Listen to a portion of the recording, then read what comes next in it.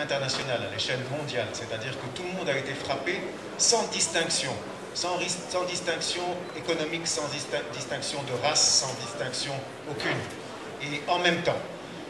Habituellement, dans des crises d'une telle envergure, que ce soit des tremblements de terre, des questions sanitaires aussi, souvent c'est une région qui est frappée et il y a automatiquement une chaîne de solidarité mondiale qui s'installe grâce à la diplomatie notamment et qui permet justement aux autres pays de venir en aide. Et là, ça a été une de ses particularités, c'est que c'était un peu, dans un premier temps, chacun pour soi.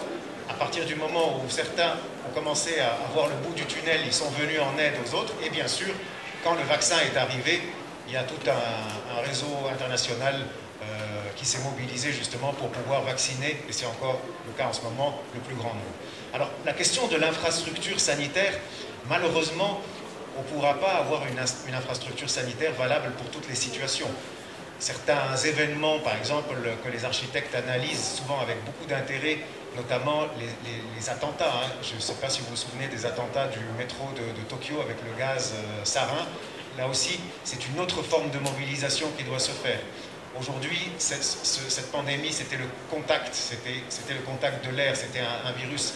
On pourra demain avoir d'autres types justement de catastrophes et de problèmes à gérer. Donc malheureusement, les infrastructures sanitaires mobiles ne sont pas toujours suffisantes et puis elles pourraient changer aussi de forme en fonction de la nature du virus. Je pense que malheureusement, il n'y a pas de solution architecturale valable pour toutes les situations. Mais en revanche, ce qu'on a appris justement avec cette pandémie, c'est qu'il peut y avoir de temps en temps des phénomènes à l'échelle planétaire.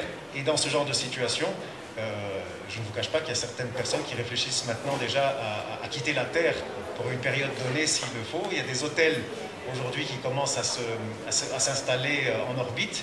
Donc tout type de recherches sont aujourd'hui faites pour pouvoir faire en sorte que si un jour ça se reproduit sous d'autres formes, qu'il y ait des solutions d'ingénierie et d'architecture à ce niveau-là.